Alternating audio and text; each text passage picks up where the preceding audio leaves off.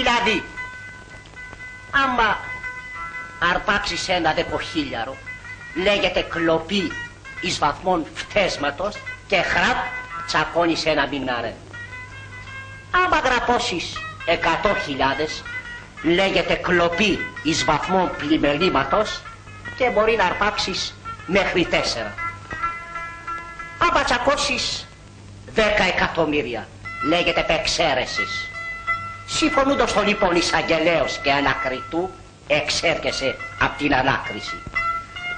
Άμα τσακώσεις 100 εκατομμύρια, λέγεται κατάχρα εμπιστοσύνης, με κακούργημα να πούμε. Και τέλος πάντων η δίκη αναβάλλεται και εξέρχεσαι με βούλεμα. Άμα τσακώσεις 500 εκατομμύρια, λέγεται σύμβασης και δέχεσαι συγχαρητήρια.